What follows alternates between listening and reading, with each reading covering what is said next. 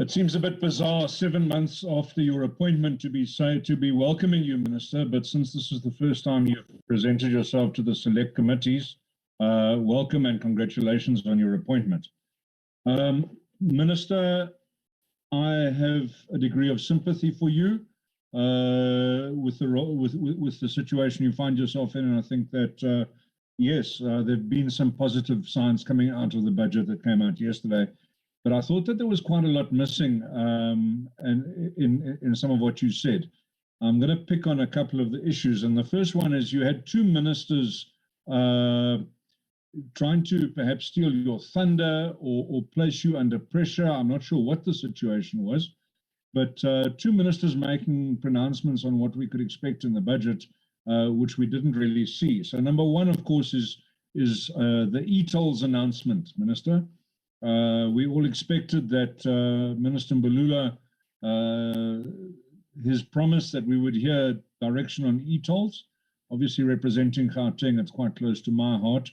But we heard nothing about it yesterday, and I can find nothing in the documents as yet, considering how far I've worked through. Can you give us an indication of what the situation is with eTolls? That's number one. Number two, Mr. Gordon indicated that there'd be funding for SAA coming forward. It's not overtly stated, it's not clearly stated where the additional funding will come from, that SAA is due to get in terms of Minister Gordon's statements. If you can just tell us where to look for, that we can find where that money will be coming from specifically. Minister, the next thing I note is that the tremendous costs associated with changing Parliament as a result of the fire have not been catered for in terms of this budget. Now, Parliament has received a small increase, I think, nothing to write home about, and certainly nothing that's going to enable the continued working of Parliament while the rebuilding of Parliament takes place, etc. So there's going to be two components to that, and the first part will be the temporary housing of parliamentary processes, and the second part will be the actual rebuilding. If you can give us an indication of where that money will be coming from. Minister, the next question relates to the budget review document, and on page 73 of that, there's a comment that the school infrastructure backlogs grant is going to be kind of subsumed into the education infrastructure grant. Now, noting the underperformance of the backlog infrastructure grant that's happened over the years, and the fact that we've consistently had to repurpose money and move money in adjustment budgets because it hasn't been spent by the provinces, and the importance of actually spending that money on improving school infrastructure, specifically where there are pit latrines and asbestos schools, etc. I would believe that you know, taking focus off catching up that backlog is a tremendously bad idea, and I think that giving it specific focus is massively important. So I do think that changing that or by subsuming the one into the other will remove focus from that school infrastructure backlog, and I think that's a terribly bad idea to allow it to just disappear into a bigger pot where it won't be noticed and we can't keep as tight control over it.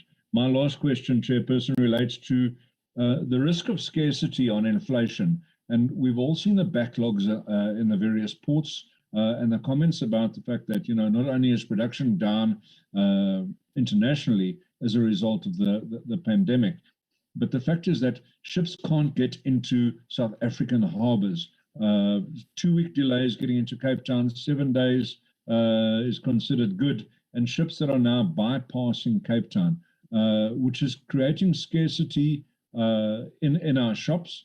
And obviously this is something that's pushing up inflation. Minister, have you started to put pressure on your cabinet colleagues to make sure that they start performing and that they keep a reasonable eye on the impacts that their actions and the actions of their departments and their entities have on your department and your results? Thank you, Chair.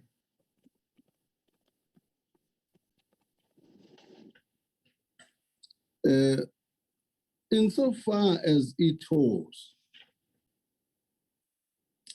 what I want to place on record is one issue. There are people who have argued, including Outer for that matter, that we should put the price of eToll on the fuel price. And I've said already 40% of the fuel prices at middle prices. If we add another 74 cents, which the calculation was made, we've made as Treasury, that to compensate for this eToll, we'll have to put another 74 cents on the petrol price. Massive, and this impact on the working class, which people are trying to save, is because through the normal eToll, the taxes and buses were exempted. In this arrangement, in fact, we're putting a blunt instrument. By the way, even the Outer has written a letter to me on the 1st of December, asking me not to put this thing on the fuel price. So what are the implications? The implications, we've got to look at different options. It is my considered opinion. I'm not saying the government position at the moment. The team, again, Department of Transport, ourselves, and the Gauteng province have put up a team to look into how do we deal with this issue. And we'll make an announcement in due course. But the principle I want to put on the table is that whatever we do, in my view, we should not kill the principle of user pay.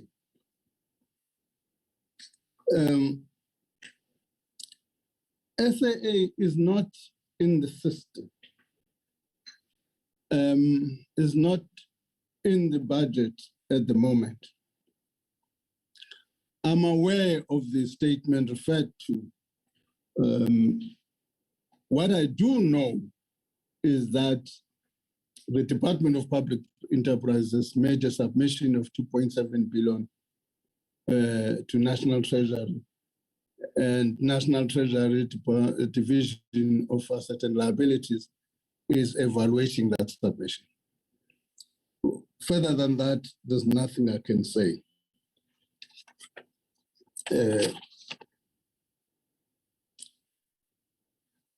Parliament. We have not made any decision about any amount. We understand Parliament is a national asset. There's no doubt about that.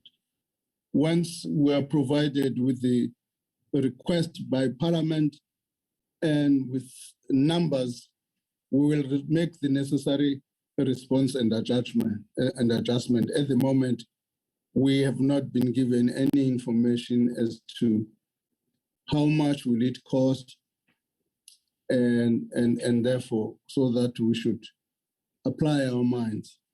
However, the point we raised yesterday in the budget speech was, we have received a couple of requests by people who said, is there scope to mobilize build national cohesion and around this national asset? And there are people who want to pledge some amounts. The question, are the honorable members going to think that is just too much compromising on their independence? I don't know. It's something Parliament and the different political parties have got to make a judgment call on.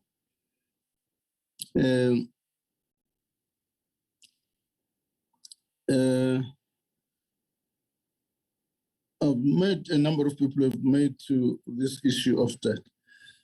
And so far as basic income grant,